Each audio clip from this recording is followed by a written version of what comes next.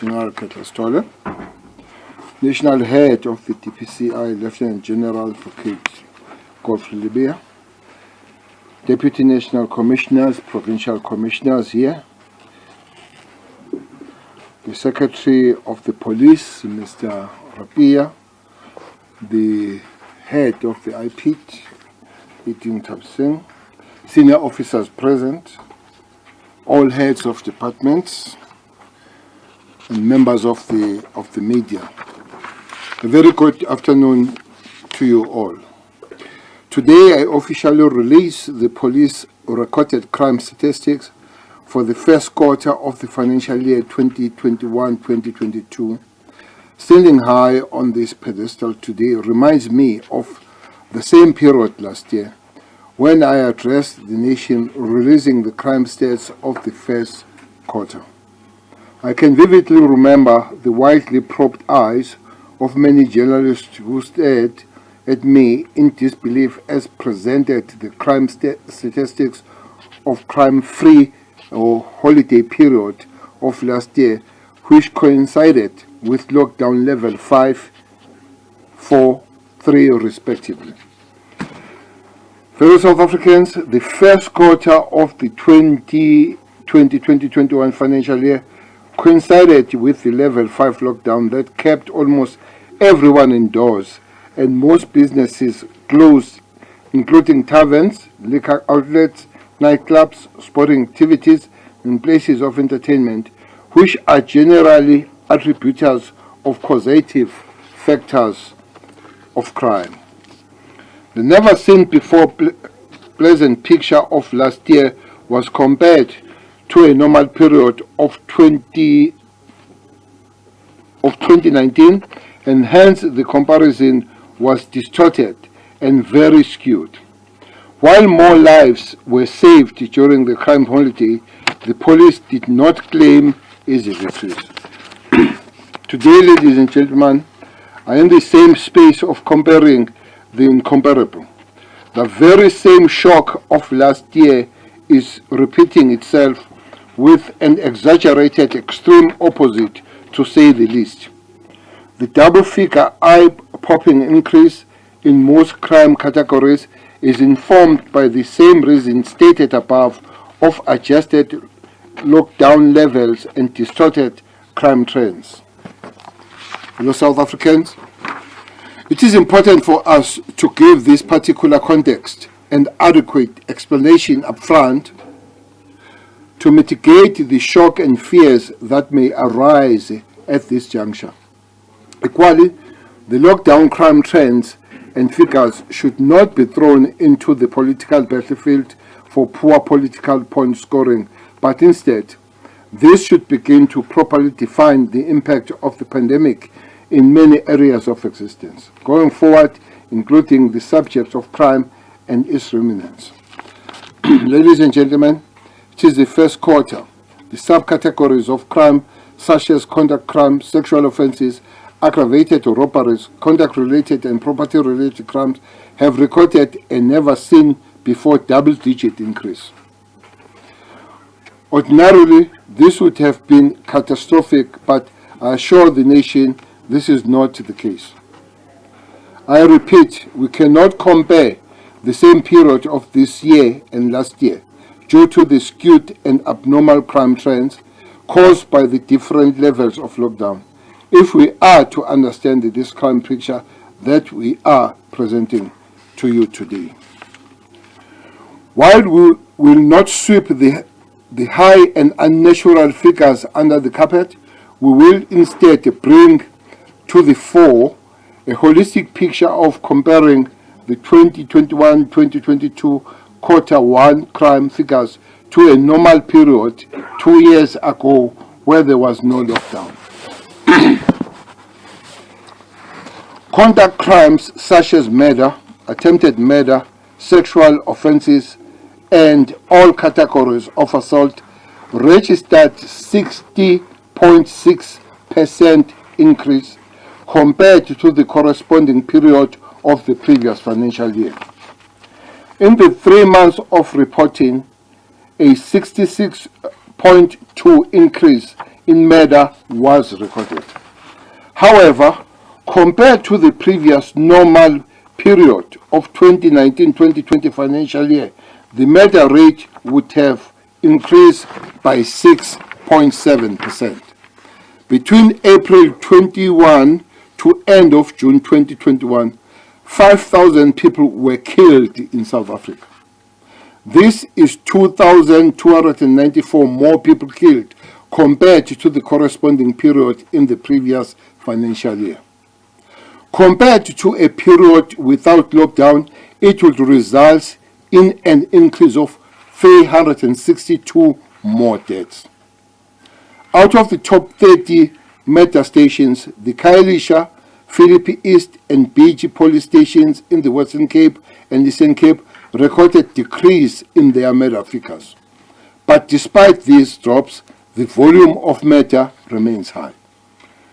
From a sample of 4,467 cases, it was determined that a total of 2,531 people were murdered in public places like on the street, open fields, parking areas, and abandoned buildings and beaches.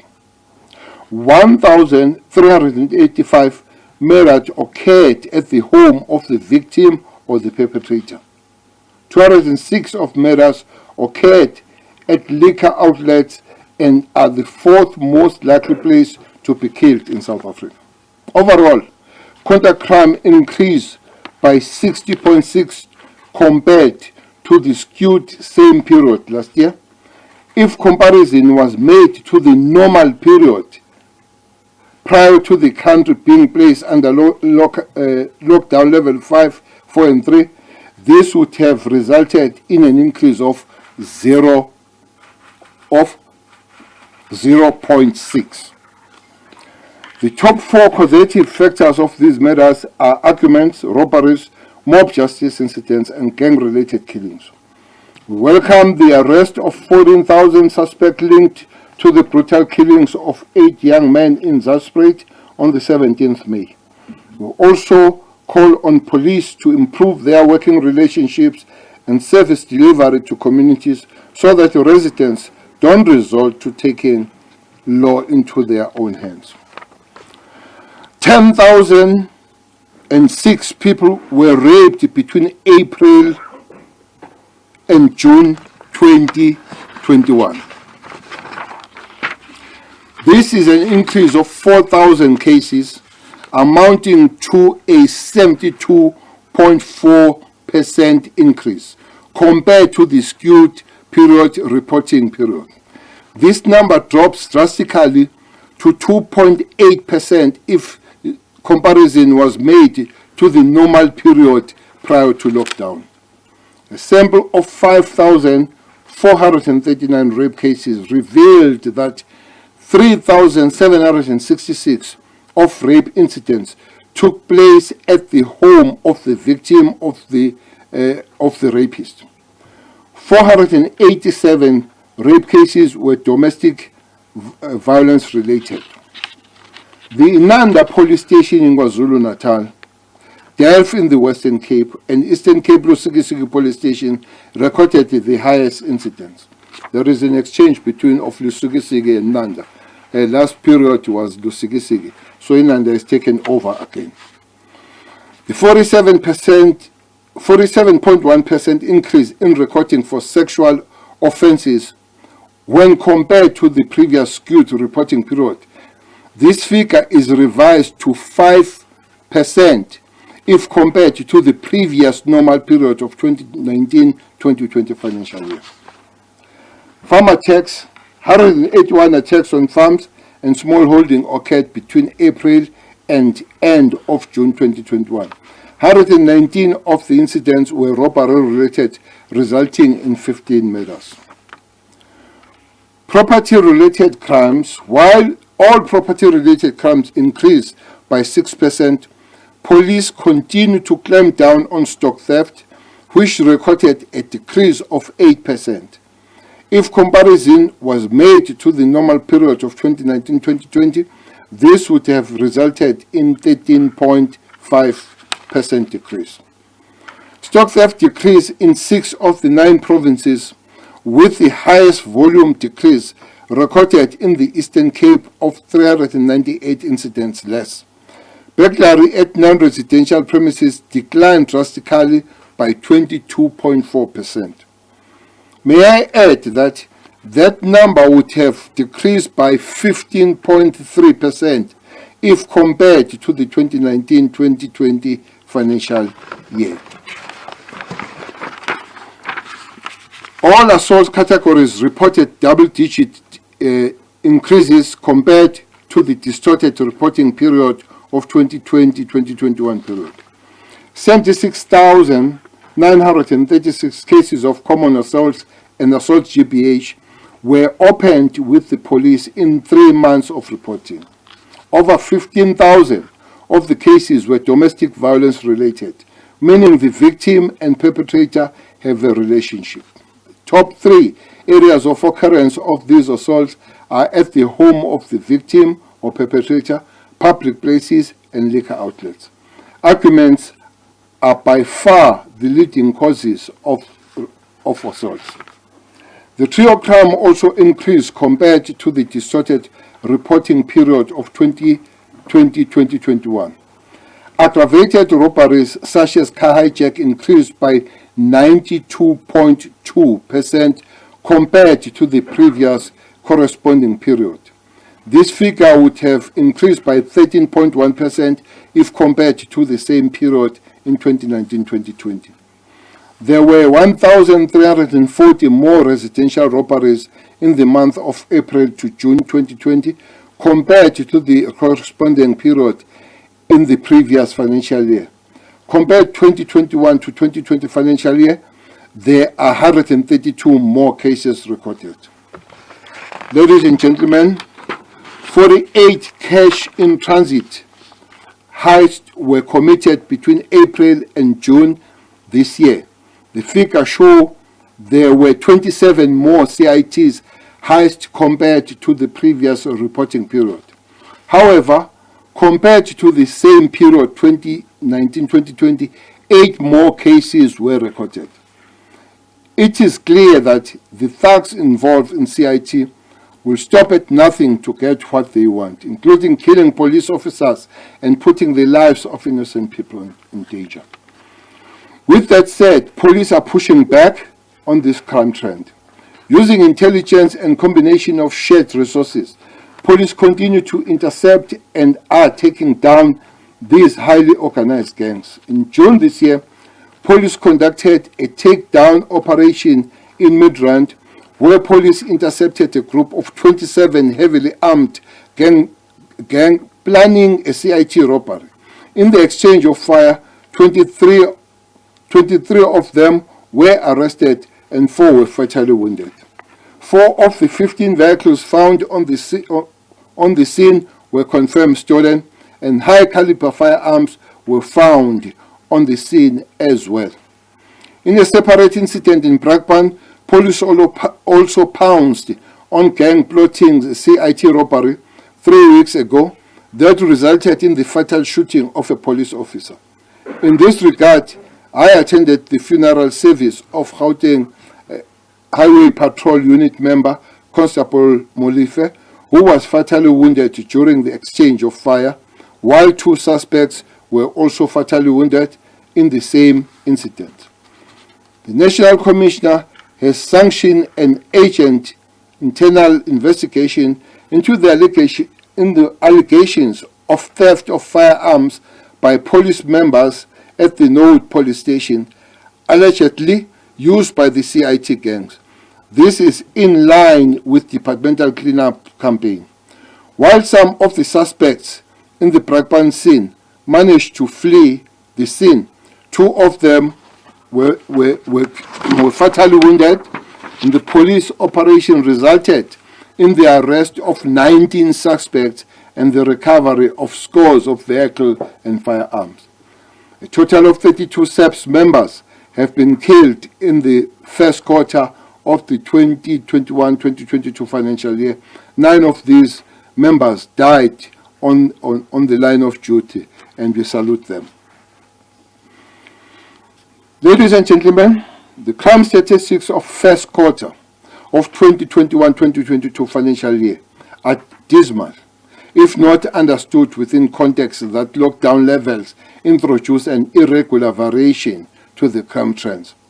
It is on this score that we brought into focus the comparison of current period to smooth out the irregular variation introduced by the different levels of lockdown restriction.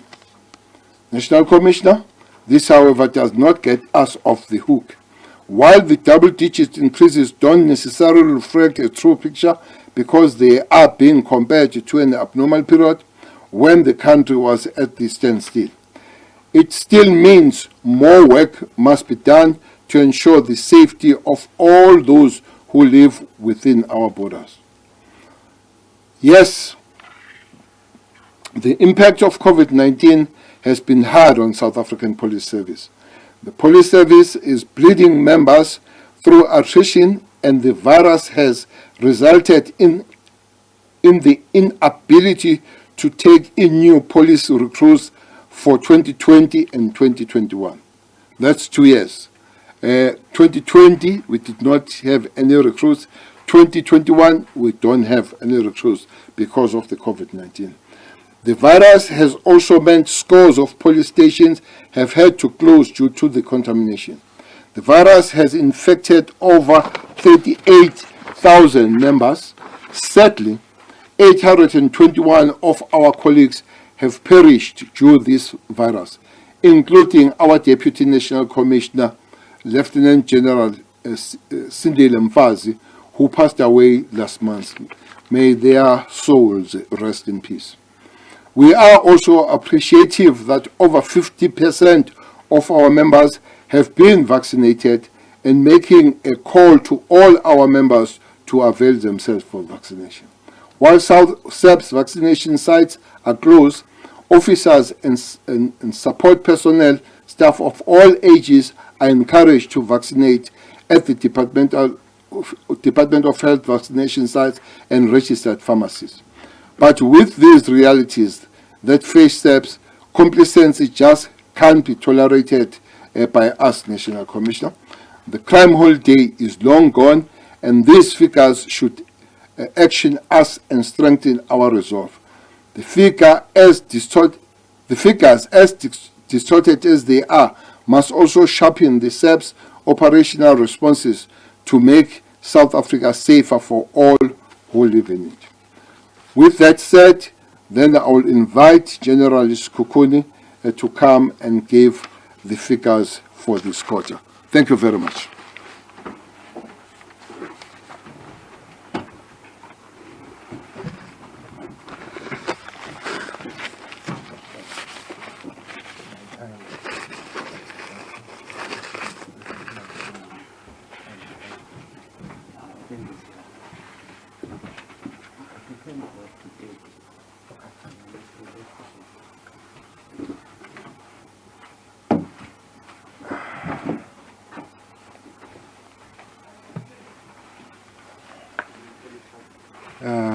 Good morning.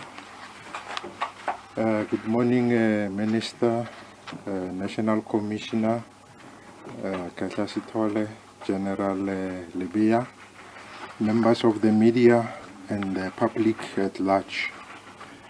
I will be presenting to you today the crime statistics for the first quarter of the 2021-2022 financial year.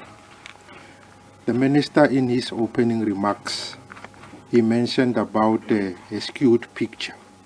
And I would just like to add on that and say that normally in time series, there is one of the components called an irregular component or an irregular variation in the series. It is defined as fluctuations in a time series that are short in duration, erratic in nature, and follow no irregularity in occurrence pattern. They normally result due to the occurrence of unforeseen events like floods, earthquakes, wars, and famines. And I guess we can add to that list pandemics that were brought about by the COVID-19. And hence, this is the reason why when we do the comparison, we said it would be ideal if we bring into focus the issue of adjusted figures, whereby we compare the 2019-20, 2021, so that we give a broader perspective of the effect that the lockdown and the irregular component that was introduced have had on the crime statistics.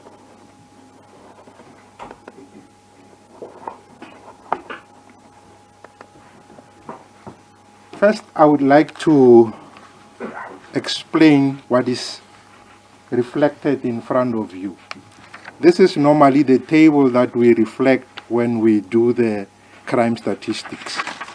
This time around, we decided to show the quarter one of the 2019-20, 2020-2021, as was reported when we reported the crime statistics of quarter one last year.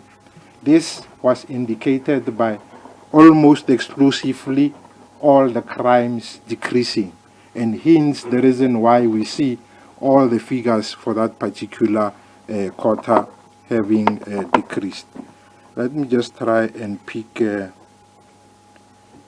laser pointer so that you can see where I'm pointing. This is the quarter that we released when we released the quarter one of the previous financial year.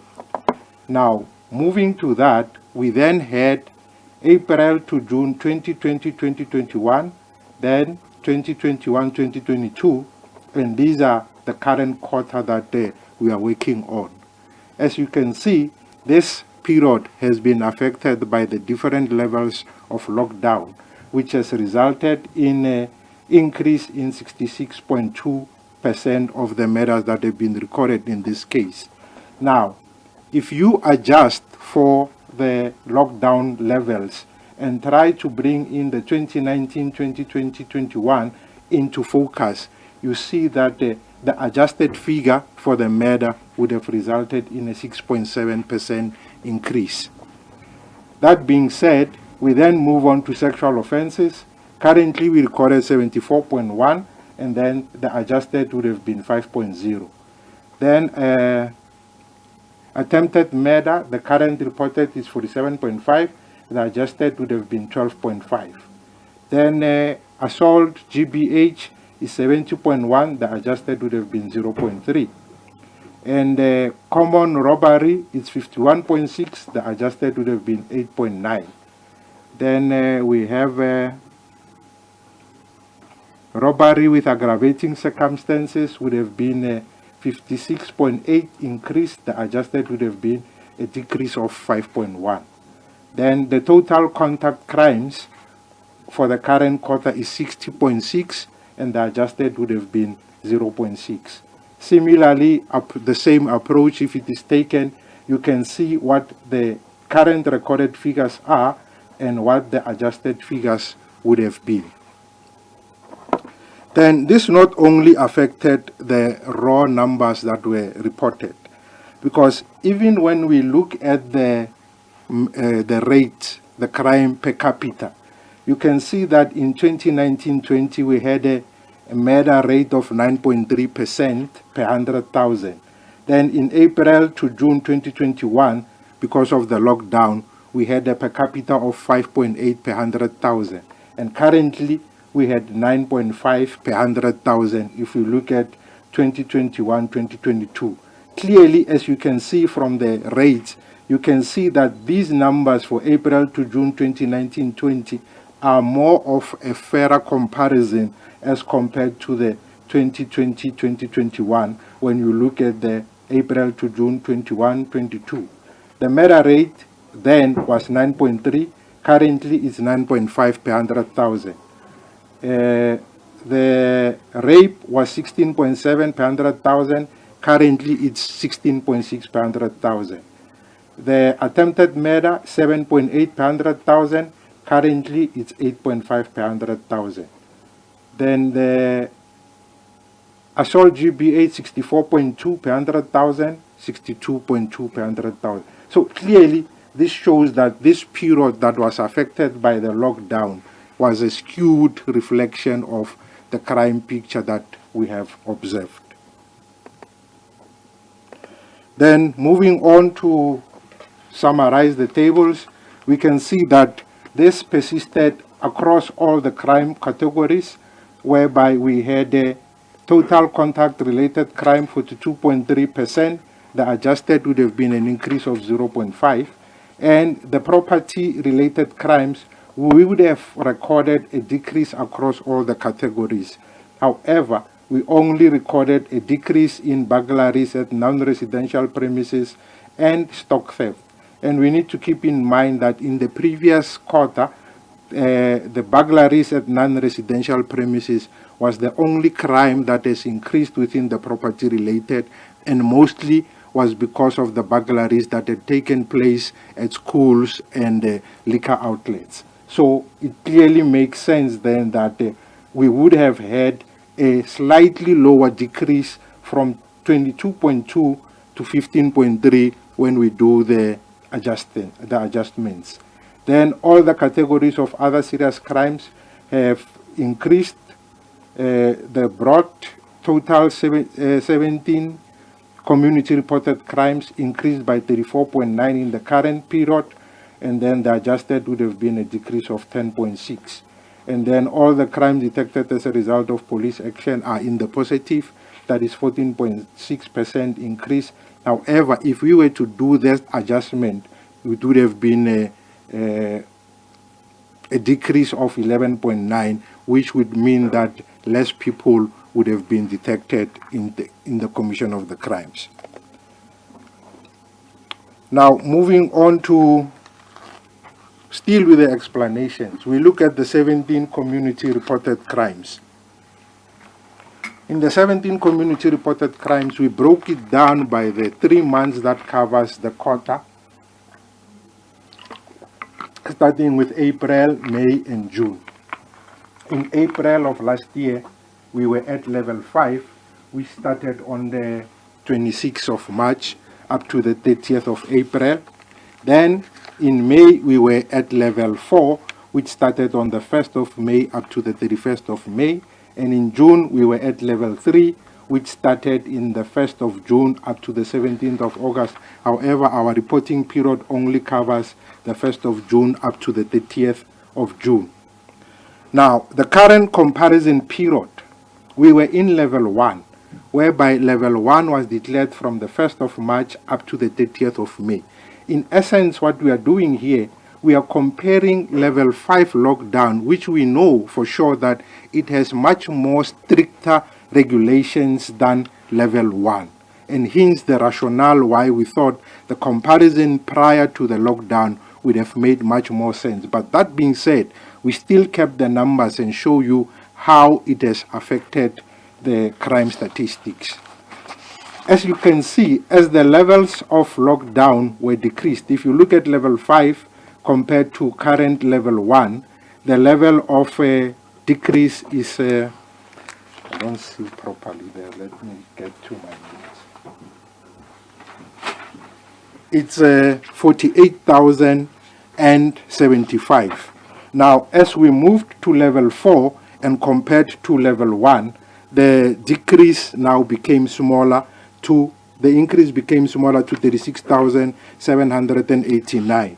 And at the last month, whereby this financial year we were at level 2 and level 3, when we compare it to level 3, you can see that the difference becomes small.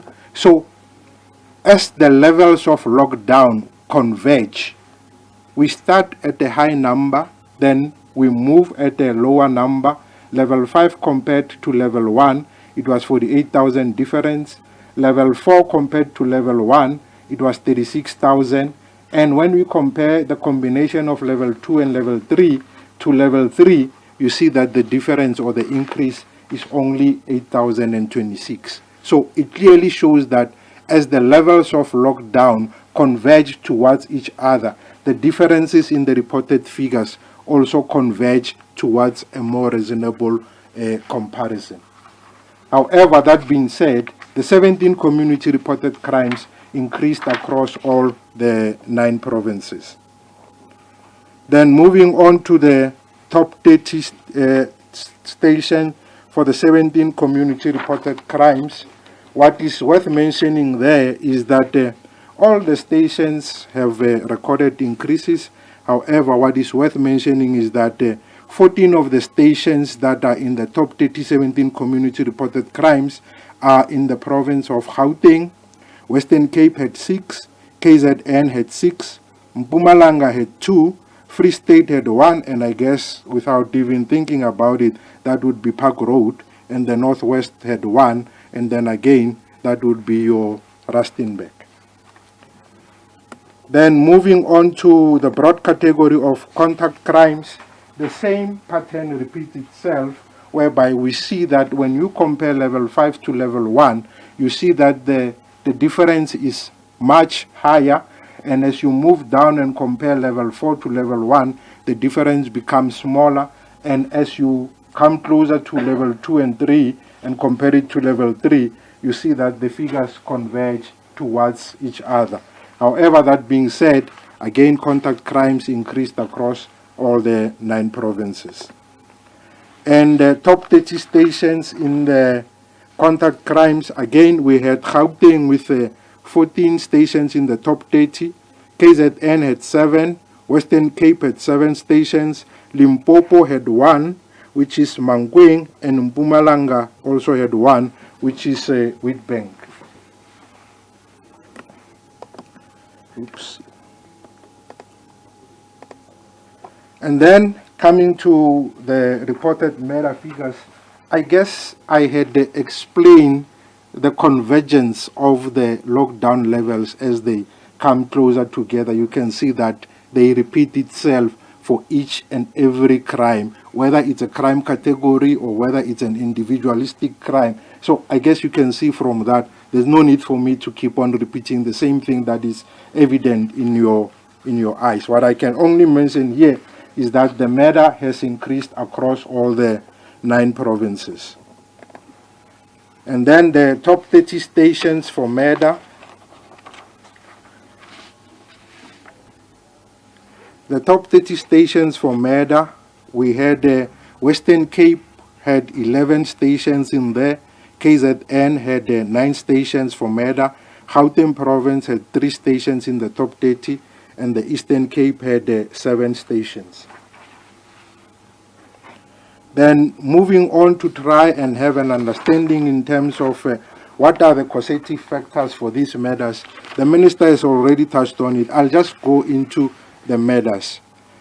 From a sample of 4,467 murder cases that we looked into, we found that arguments, misunderstanding that are not domestic related, and road rage and provocation was the highest contributor or causative factor to the murder, resulting in 904 murders attributed to arguments and misunderstanding.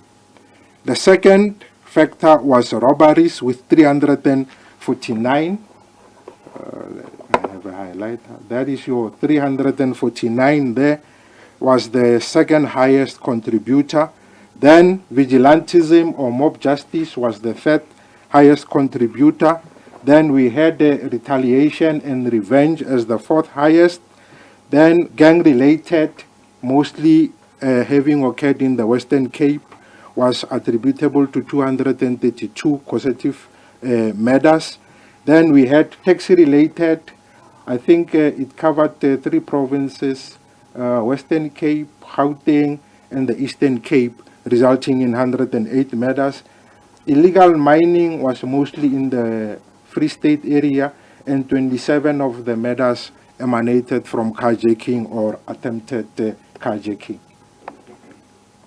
Then when we look at the provincial breakdown of the causative factors, most of the arguments, or the province that had the highest number of murders attributable to arguments, was KZN, with 293 of the murders from the 904 attributable to that. Then the second was Gauteng with 197, then Western Cape at number 3 with 142, and then 76 in the Western Cape. Then the robberies, the highest station, the highest province was KZN with 95 murders attributable to robberies. Gauteng, 88 of the murders were attributable to robberies. Western Cape, 59 of the murders were attributable to robberies, and 28 in the Eastern Cape. Gang-related murders, 187 of the murders were attributable to gang-related murder in the Western Cape, and then KZN had 23 of those murders, and then the Eastern Cape had 19 murders. Taxi-related, 25 in Gauteng, 43 in KZN, and 30 in the Western Cape. So this gives a breakdown in terms of where are the attributable causative factors located within the different provinces. Then when we look at the places where the murders occurred, most of the murders happened at the residence of the perpetrator, including residents known by victim, perpetrator, family, neighbor, etc. This was again from the sample of 4,467 murders. We had 1,385 public places was the highest with 2,531, followed by residents of the perpetrator with 1,385. So that is the breakdown in terms of where the murders occurred. Then looking at the murder of police officials, we had 9 police officials killed while on duty, and 23 of the police officials were killed whilst off duty. In total, for the current quarter, we had 32 members of the South African Police Service who were killed in various, either in the line of duty or while they are off duty. Then the farm murders, we had in the current financial year, we had 15 farm murders when compared to 14 in the previous financial quarter. That is an increase of 1 murder more when comparing the two periods.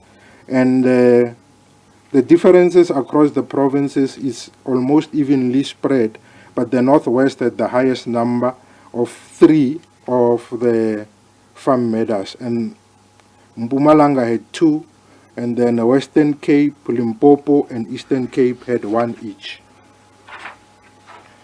Then attacks on farms, we had 181 incidents of farm attacks, which resulted in 261 counts. The counts are indicated there from robberies, 119, 25 common assaults, 18 theft of motor vehicle, and 15 murders.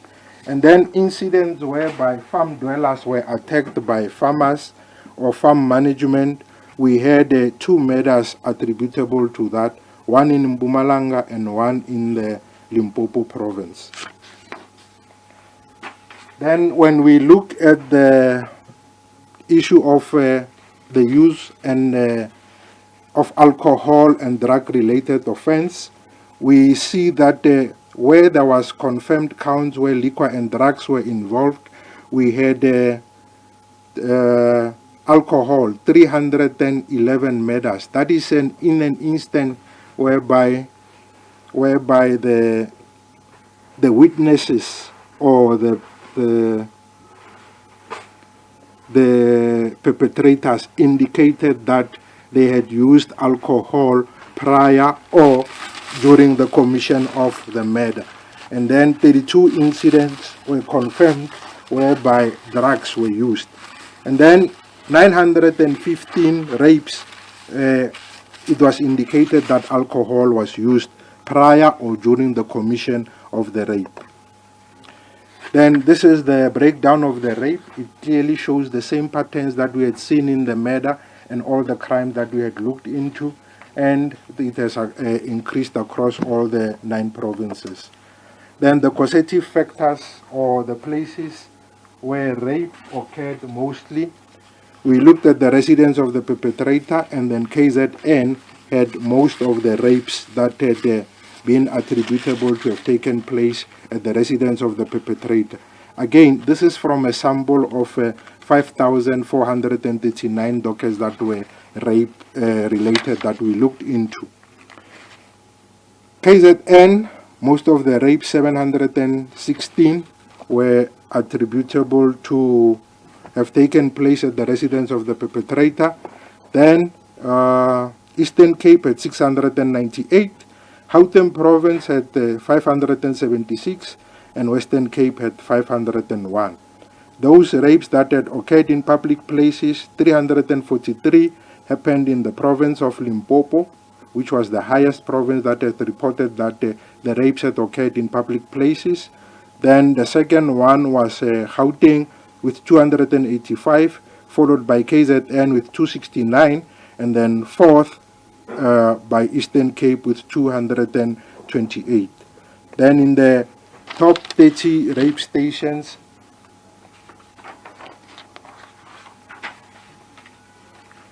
these are the top 30 rape stations that were reported.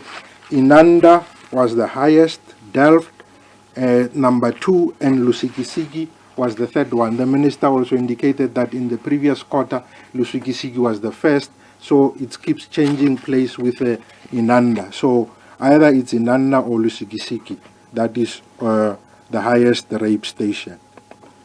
Then we looked at the domestic related murders. We had in the current quarter 164 murders that were attributable to domestic violence related. That is in instances whereby the victim and the perpetrator had some kind of a relationship, be it boyfriend, ex-boyfriend, ex-girlfriend, husband, brother, sister, uncle, etc. These would then be classified as domestic related murders because there is that domestic relationship between the perpetrator and the victim. So we had 164 of those murders where it was indicated that there is a domestic relationship between the perpetrator and the victim. In the month of May, we had April, we had 56 murders. In May, we had 53. And in June, we had 55 murders attributable to such.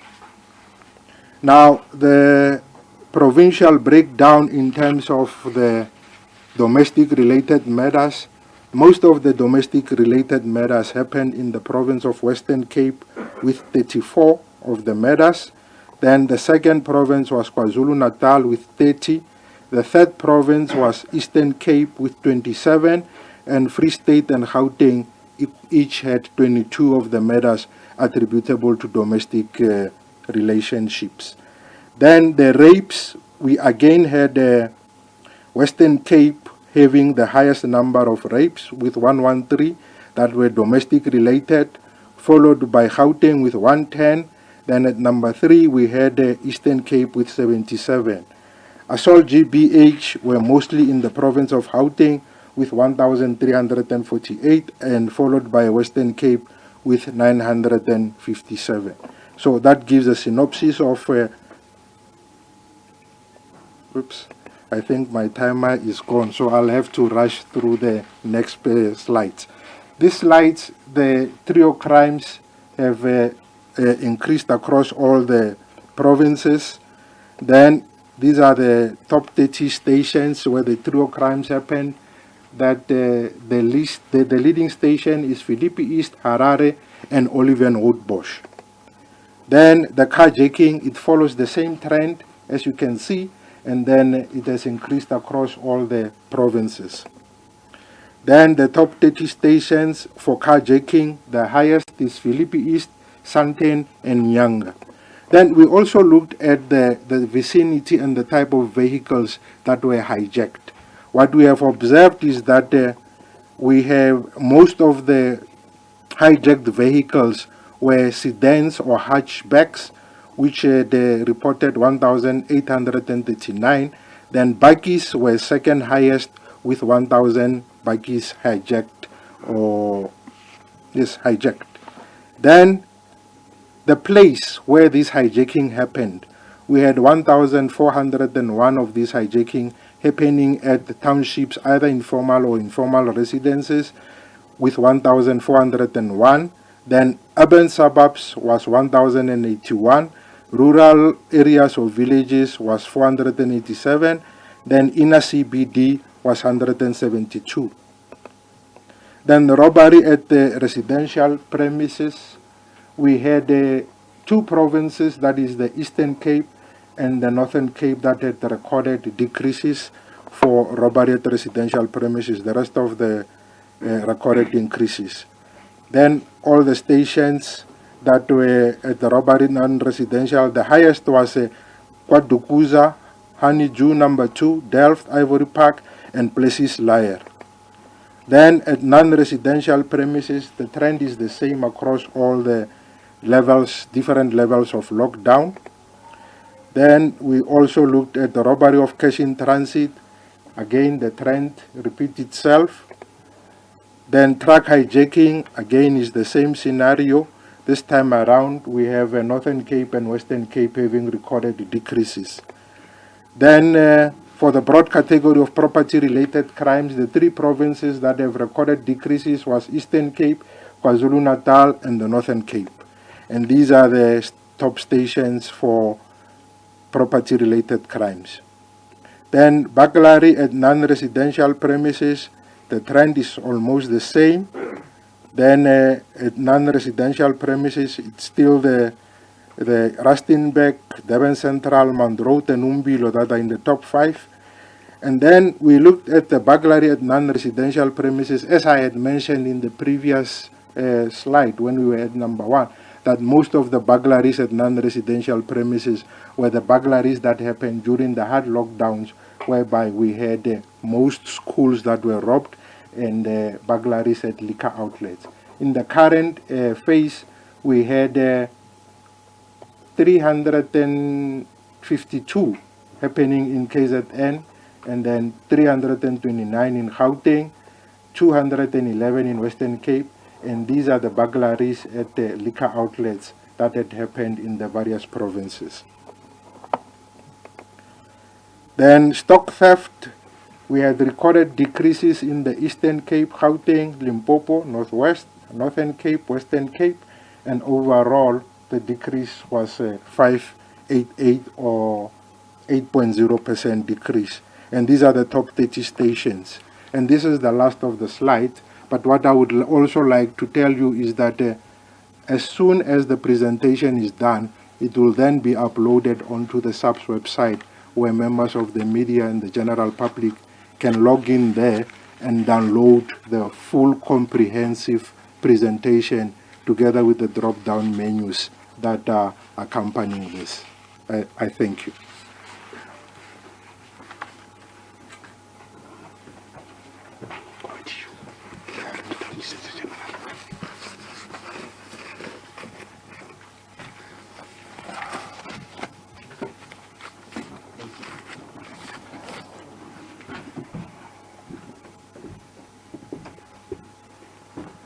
Thank you very much, General Sekokune, for that thorough going through the stats. Pardon me, I've just got some messages coming through. We are going to then open up this press conference to the second part, which includes the question and answer. You know the drill. I'll start with Pretoria, and then I will also go to our media colleagues that are sending in their questions through the WhatsApp line. I believe Ishmael is going to be reading out those questions. But I just want to take this opportunity, Minister, if you allow me, to just emphasize the point of what you had said about explaining that the crime stats of the first quarter of 2021-2022 financial year are dismal, if not understood within context, that the lockdown levels introduced an irregular variation of the crime trends. But with that, can I please just open up from some questions? I'll take some hands in Pretoria. I don't see any. I will just take some questions then on WhatsApp. Ishmael, over to you. Thank you, Chairperson. We have two questions. The first three questions are from Marvin Adams, who is a freelance journalist. What does the future of policing look like in the future with regards to violent crime? And the second one from Marvin, how soon could we see the police using technology like body cams and dash cams? And the third from Marvin, is the increase to violent crime because the ratio of police and citizens is almost double to the world standard. And the second questions are from Alex Mitchley from News 24. Minister Cele, even if the recent statistics are compared to the 2019-2020 period, it is still clear that most crimes are still on the increase, including murder, rape, sexual assault, CIT heists, and drug hijackings. Based on this, police are losing the battle in reducing crime. What are the reasons for this?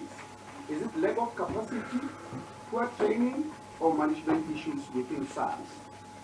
And Alex Mitchley again, the last question is, how many of the murder victims were men, women, and children? That's all for now, Chair. Thank you very much, Ishmael. I'll ask the Minister of Police to join us and answer some of the questions, as well as the National Commissioner of the Police Service.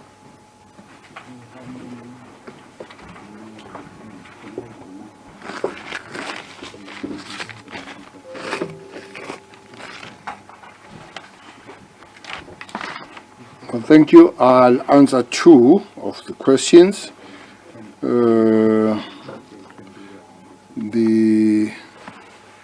rest will be answered by National Commissioner and Skukun. What does the future look like for the police? The future of the police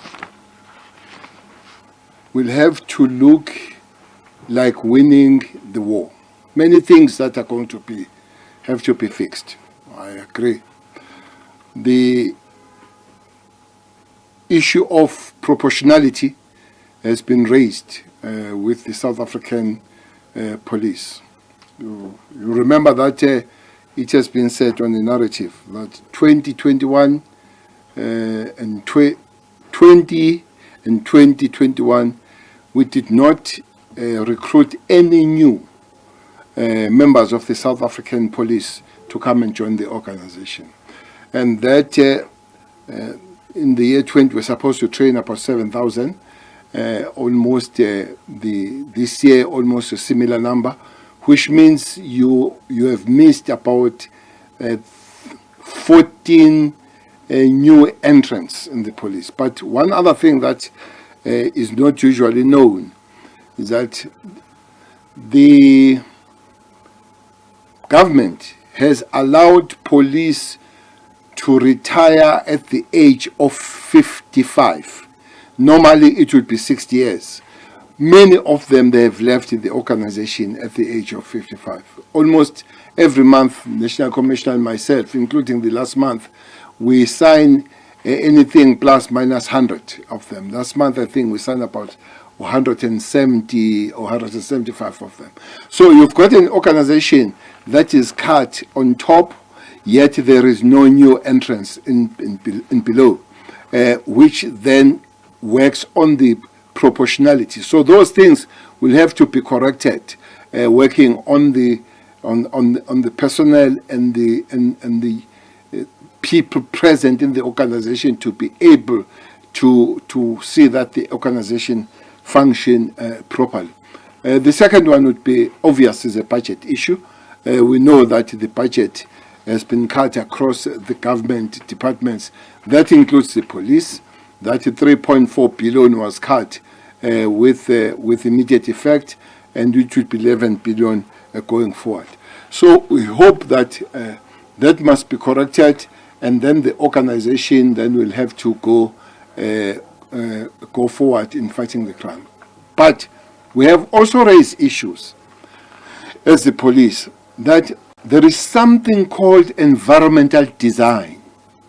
When you go to many places, especially in the townships, you'll find that in Diepsloot, you'll find that in Khayelitsha, you'll find that in Delft, you'll find that in Inanda. The poor lighting is one of the major issues. The poor roads for the police to move around is one of the major ones.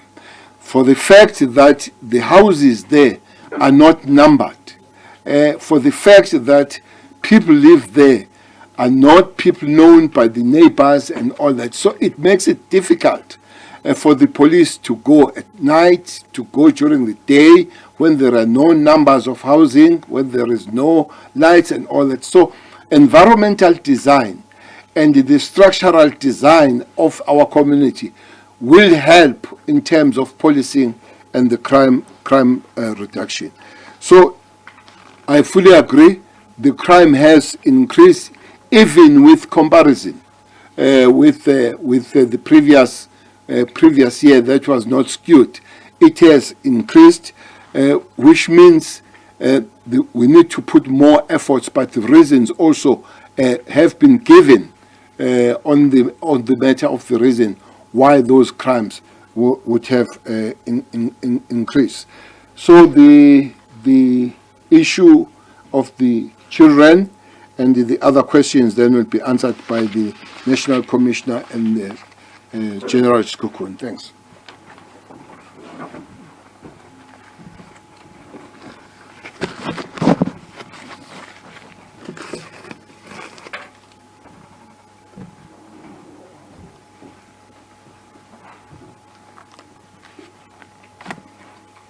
Thank you very much, Honorable Minister. And let me also express my appreciation to the media for the question. The Minister has spoken to the future of policing. The only thing I can add to it is the fact that the turnaround vision, the current turnaround vision,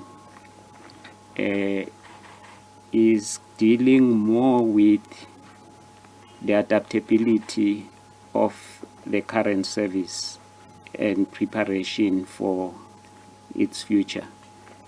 Firstly, there's changing modus operandi, which is currently at a very advanced stage. And for that, we are reviewing our training and development curriculums so that we make sure that they adapt to the new modus operandi, and we put them in a position to be able to respond. That is both at tactical level and as well as technological wise.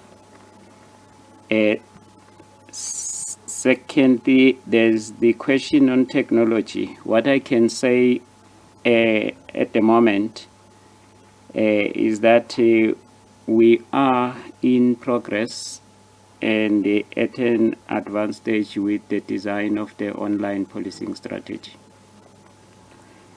And what is anticipated from this particular strategy, one is to seize the online platforms so that as the police we dominate and take control of the online platforms. You might have been seeing them exploited by criminals during the recent unrest. We are also looking into the future, moving towards providing a service delivery access for the online population, those that relocated from the geographical spatial framework. And we're working on a dream of having the first online police station. Further to that, we introduced the Safer City strategy.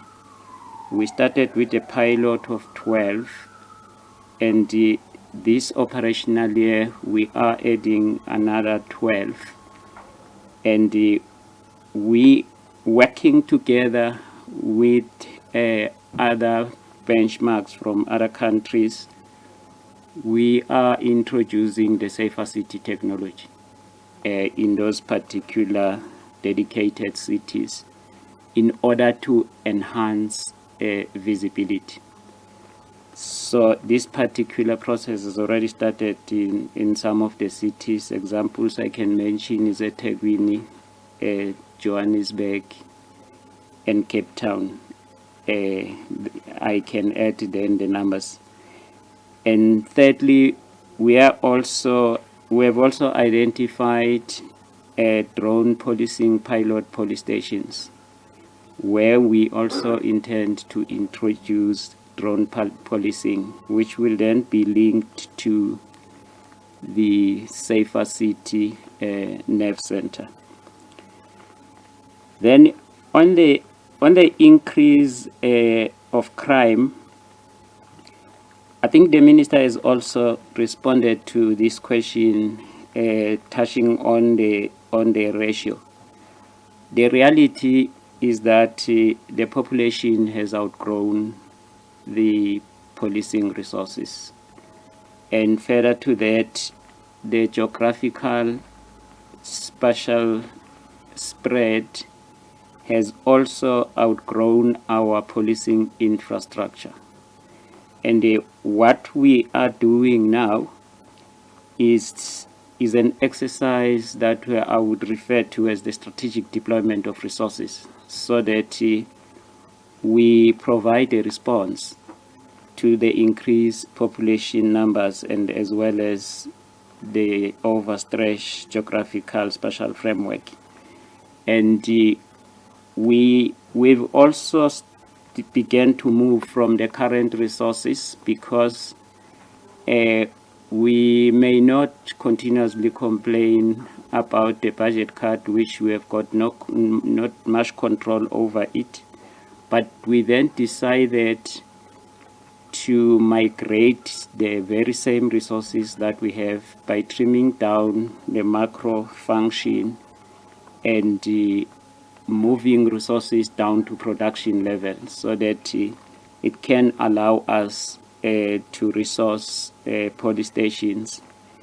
And at the same time, when recruitment processes are becoming feasible, as per COVID-19 state, we will then be able to provide more police stations through the adopted service delivery access strategy.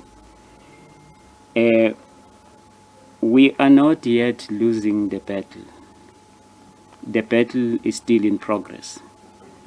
The stats that has been released now are operational stats and not strategic stats. What determines the performance is based on strategic stats, but operational stats are issued for planning purposes.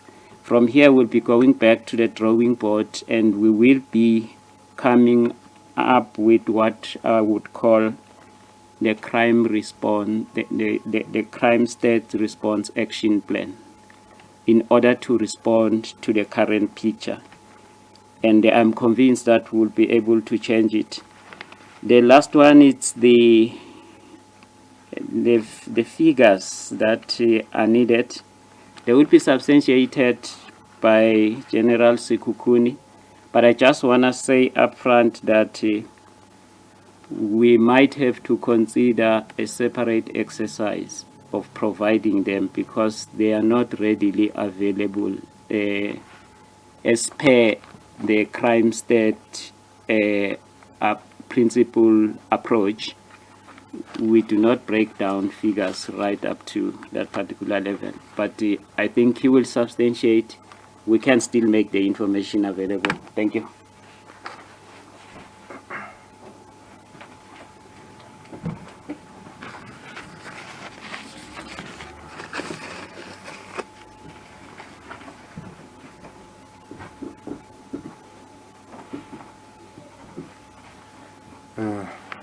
Good day once more. As the National Commissioner has indicated, we did not undertake the exercise to break down the crimes by sex.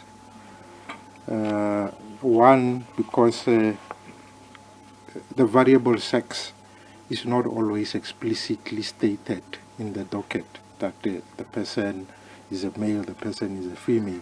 And you don't want to do guesswork by determining whether the person is a child or is an adult or whatever.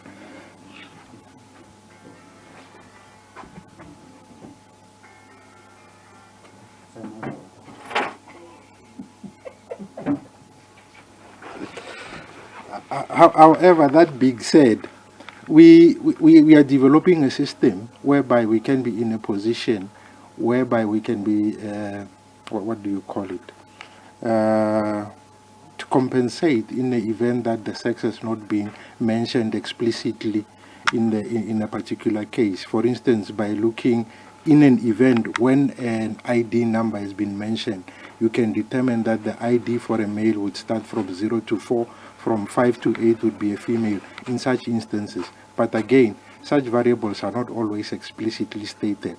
And again, if you don't have a system that can readily extract that information for you, that will be too much work. But we are developing a system to do that. So to compensate for that, which is not really compensation, but we have looked at the sex breakdown, at least for domestic related violence, and we are breaking it down by which of the victims were male and who were female.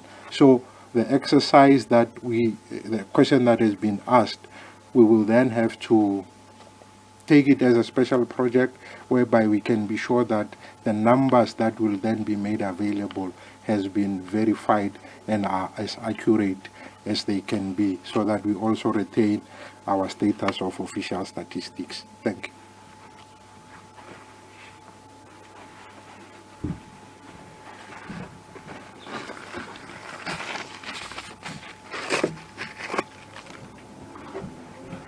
Thank you very much, General. We're going to take the last round of our Q&A session and then bring this press conference to a close. Ishmael, anything on your side?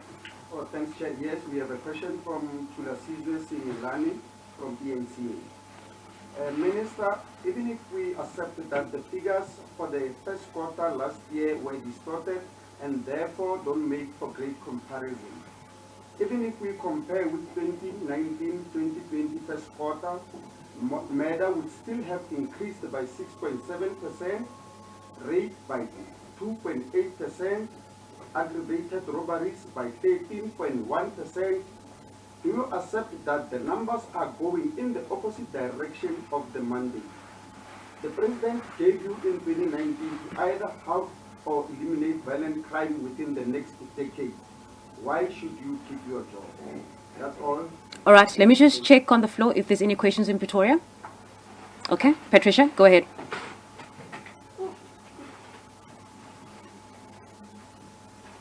Minister Cele, it's Patricia from the SABC. I just want to find out, what's your comment about the irregular crime trends that obviously have produced these figures that we are dealing here today? Is that perhaps, in your opinion, an indication that the police are not trained well to deal with unexpected situations or the unusual crime patterns that we know traditionally in South Africa? So every time when they find themselves at the deep end, they don't know how to cope. What's your opinion to that in terms of really breaking it down to us properly? All right, thank you, Patricia. I believe there's just one more question on WhatsApp. Go ahead, Ishmael. Thanks, Chair. We have a follow-up from Alex Mitchley in News 24. How is it possible that sex and age of a murder victim is not always contained in the docket? Why would it not be mentioned or ascertained, especially when the government talks about the stage of GBV? That's all. Thank you. Okay, I believe those two questions, three questions rather. General, over to you.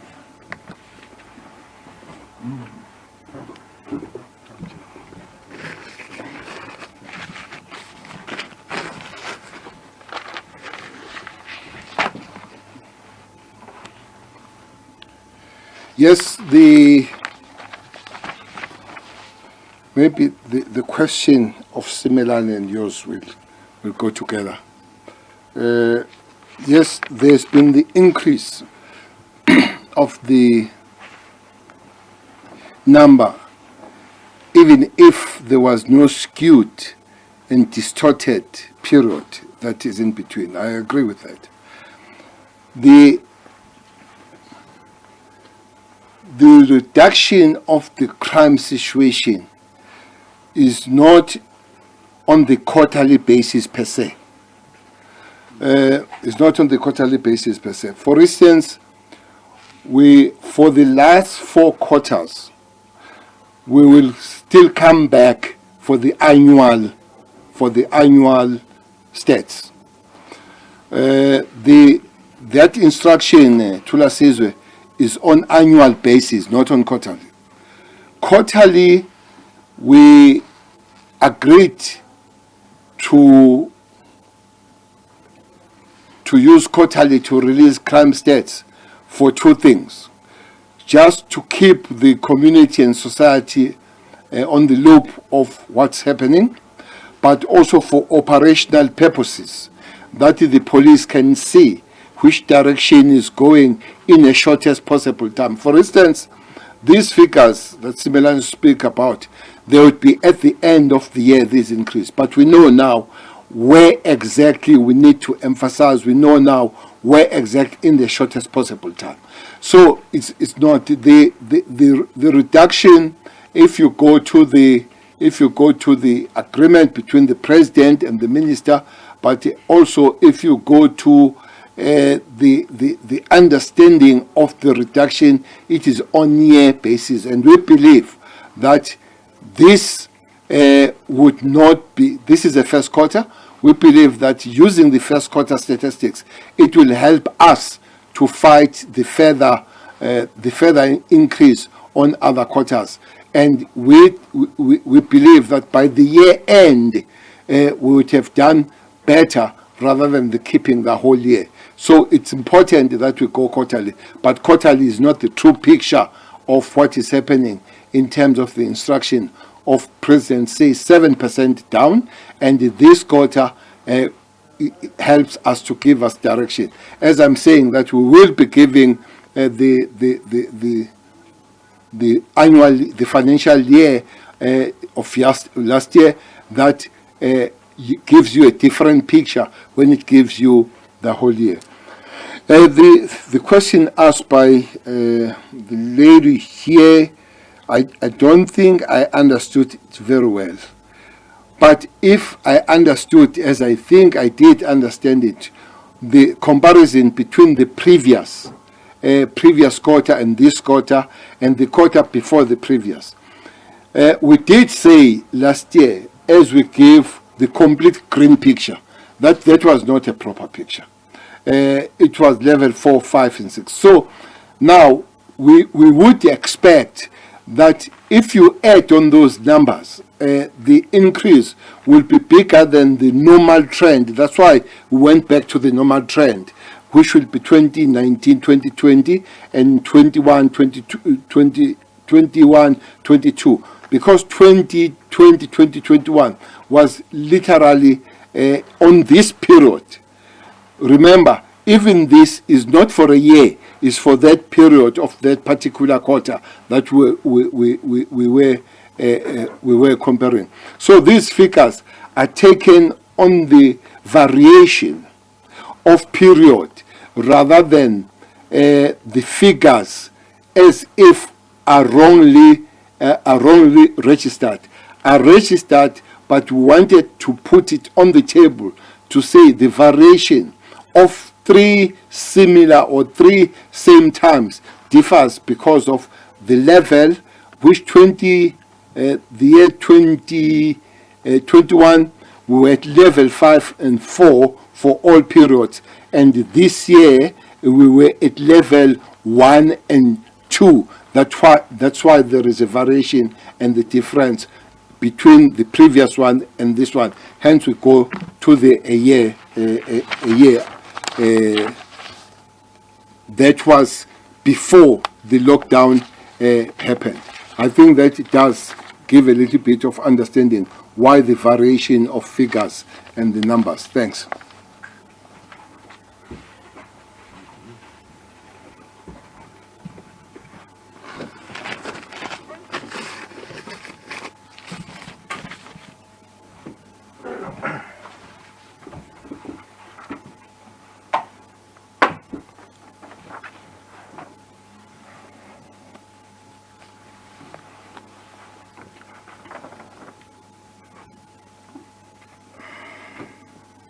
Before I answer the question,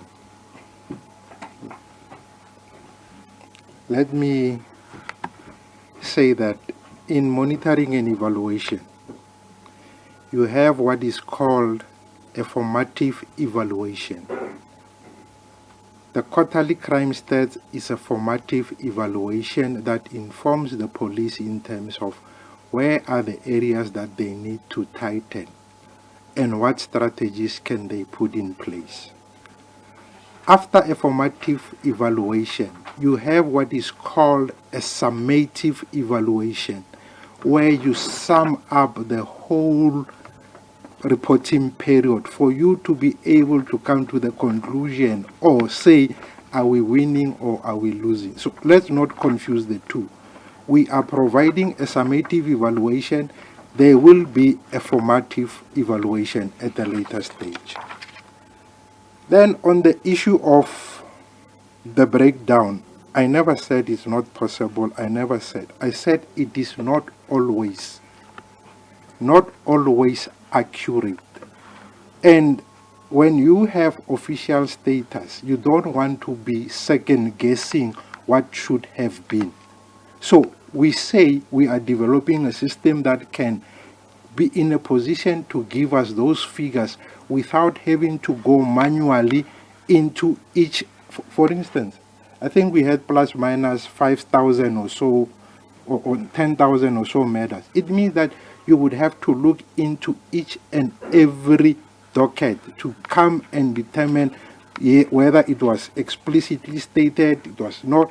And again, you're talking of the issue of women and children in other instances, whereby you also have to go down to the age. Does this person qualify to be a woman? Does this person qualify to be an adult? Is this person a child? Is this person an adult? And all those things. We said we will be in a position to provide the numbers, but for crime statistics purposes, we did not prioritize and put that into the reporting period, because what we prioritize is to give the table that we had indicated there, that gives you an overall summative evaluation of the crime that have been reported. And we will also again provide a summative and a formative. But that what is being asked can be provided, just not at this stage. That's the response that I had given. I never said it's not possible. Thank you.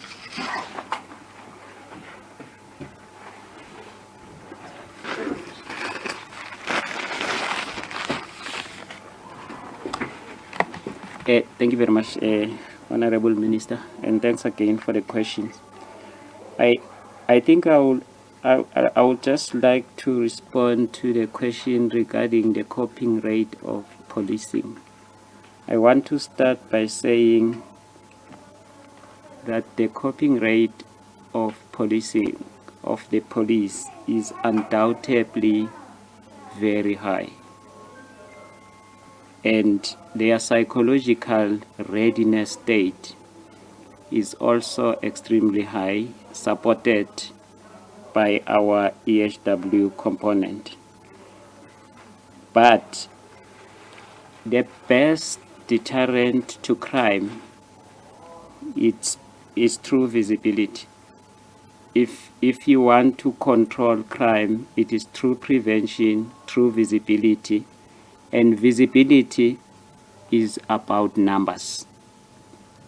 If you can't get sufficient numbers on the ground, then your visibility shall be handicapped. And again, it's a question of strategic thinking and strategic analysis. When a situation presents itself, we do what we call situational thinking, and we then provide a situational response. The situation we are face to face with at the present moment is the fact that while our force levels are decreasing, as the Minister has explained, we still need to enhance visibility. One of the initiatives for us to enhance visibility and provide a response, we resorted to the force multiplier approach. And with a force multiplier approach, we have introduced one of those. It's the Tourism Reserve Police Force, which supplement the current strengths. The Royal Reserve Police Service, which is deployed to enhance the rural safety. But we also introduce a reservist personnel plan in order to get more numbers supplemented on the ground at police stations and everywhere. We have a belief that our response number one to this picture, which has been displayed, is through visibility.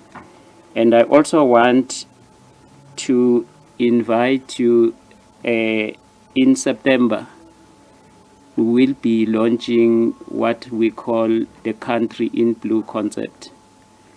And with the Country in Blue concept, we will be switching the country on every sunset, every day. There will be blue lights nationally up until the next morning.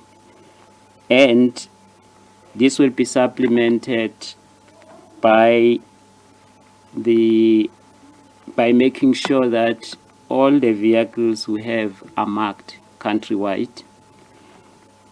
And adding to that, we are going to display our country, our community in blue concept, where maximum numbers of communities will then be joining the community patrol group within the community policing strategy.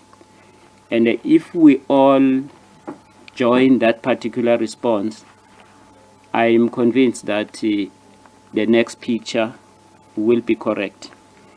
And finally, the Minister has put it right. These are our projections, which help us to change the operational planning setup. But I want to repeat again, performance shall only be determined by strategic stats, and they are annual and not quarterly. Thank you.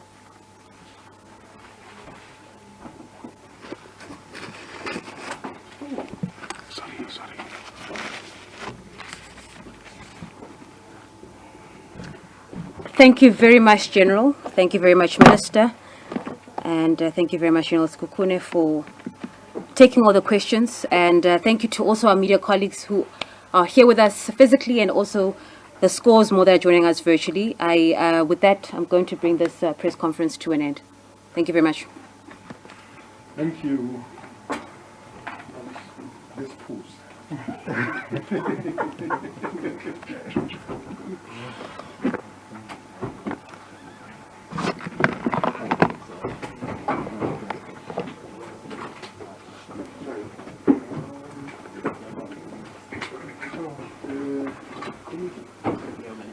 We have to get time for the annual stats.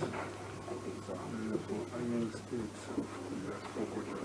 this look good. Thank you. Thank you. Thank you, Daddy. Everyone, Daddy. Thank you. I was Thank you. because they're not prescribed. Hey, how's it going?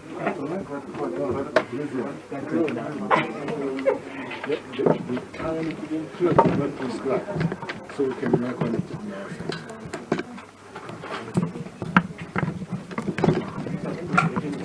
Sure. Sure.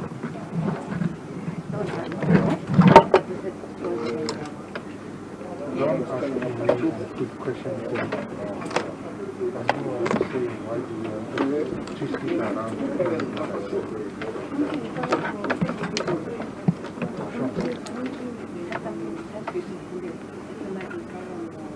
I asked you, but I wanted to check.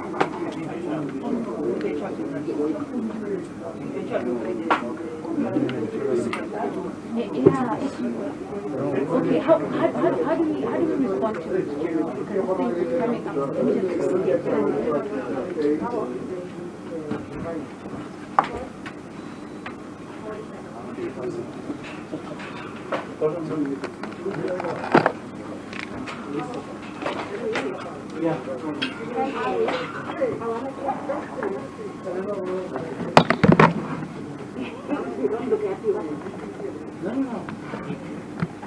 Sure.